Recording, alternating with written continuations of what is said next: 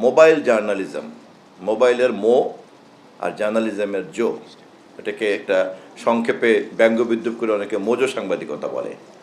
বাস্তবতা হচ্ছে যে যার হাতে ডিভাইস সেই তো এখন সাংবাদিক, এবং অন্য ভাষায় যদি আমরা বলি সিটিজেন জার্নালিজম চলছে এখন। কোনো প্রতিষ্ঠান লাগে না, কোনো হাউস লাগে না, কোনো জ্ঞান লাগে না, কোনো শিক্ষা লাগে না, কাণ্ডজ্ঞান অথবা তার নিজের যে সমস্ত সুস্থ অথবা অসুস্থ বুদ্ধি বিবেচনা, আর হলো একটা স্মার্টফোন, দ্যাট ইজ এনাফ। কারণ এই ফোনের মধ্যে অনেক ক্ষমতা রয়ে গিয়েছে। এটা একটা সভ্যতার জন্য নতুন চ্যালেঞ্জ। আমি এই কথাটার, এই প্রশ্নটার উত্তর সরাসরি আমি দিতে পারবো না, কারণ এই চ্যালেঞ্জের সমাধান গোটা সভ্যতা এখন পর্যন্ত করতে পারেনি।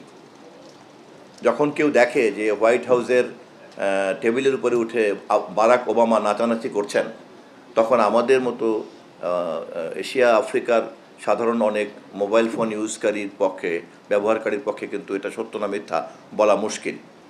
এবং এই ধরনের কন্টেন্টের সত্য মিথ্যা প্রমাণ হওয়ার আগেই কিন্তু অনেক ধরনের বিশৃঙ্খলাও তৈরি হয়ে যেতে পারে। এটা কিন্তু অসম্ভব কিছু না। আমাদের প্রাতিষ্ঠানিকভাবে যে সমস্ত গণমাধ্যম হাউস আছে, দেখা গিয়েছে তার চেয়ে অনেক ক্রিয়েটিভ ইউটিউব কন্টেন্ট ক্রিয়েটরের যে ছোট্ট রুমটা, বেডরুমটা অথবা তার যে স্টুডিওটা, এটার ক্ষমতা অনেক বেশি, অনেক ক্লাউড সে ধারণ করে। কয়েকদিন আগেই নাইজেরিয়া না কোথায় দেখলাম আফ্রিকার এক ছেলে, সে খুবই অনেক কোটি কোটি কোটি কোটি তার ফলোয়ার, এবং তার পিছনে সমস্ত বিজ্ঞাপনটা তারা ঘুরে বেড়াচ্ছে। এটা একটা নতুন জগৎ। আমি বরঞ্চ অনুরোধ করব এই সমস্ত বিষয়ে এই মুহূর্তেই আমরা যদি একটু সুনির্দিষ্ট সমাধান চাই তা পাবো না।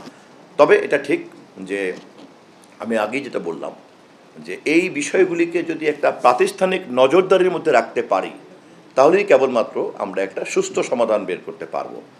এবং এই সমস্যাটা কেবলমাত্র বাংলাদেশের না, এটা একটা গ্লোবাল চ্যালেঞ্জ। শিক্ষাগত প্রশ্নের যে কথাটা উঠেছে, এটা কতটা সঠিক কতটা বেঠিক, এটা পুরোটাই আমরা সাংবাদিক নেতৃত্বের উপরে ছেড়ে দিয়েছি। গতকালকেও সংবাদপত্র মালিক সমিতির সঙ্গে মাননীয় প্রধানমন্ত্রীর বৈঠক ছিল, আপনারা নিশ্চয়ই গণমাধ্যমে দেখেছেন। আগামী কিছুদিনের মধ্যে সম্পাদকদের সঙ্গে বৈঠক হবে, টেলিভিশন মালিকদের সঙ্গে বৈঠক হবে। আমরা গণমাধ্যম জগতের সকল অংশীদারদের সঙ্গে পর্যায়ক্রমে বৈঠকে বসছি, তাদের মতামত নিচ্ছি, এবং তাদের কাছ থেকেই প্রাথমিক সমাধানের প্রস্তাবটা আমরা গ্রহণ করতে চাই। কারণ তার আগেই যদি তথ্যমন্ত্রী কথা বলে বা তথ্য মন্ত্রণালয় কথা বলে, তাহলে এটা একটা মনে হবে যে আরোপিত কোনো সিদ্ধান্ত, কোনো কর্তৃত্ব প্রদর্শন করা হচ্ছে। যে কারণে আমরা নতুন সরকার হিসাবে সংশ্লিষ্ট গণমাধ্যমের অংশীদারদের কাছ থেকে এই সমস্ত সমস্যাগুলির সমাধানের প্রস্তাবের জন্য অপেক্ষা করছি। ধন্যবাদ সবাইকে।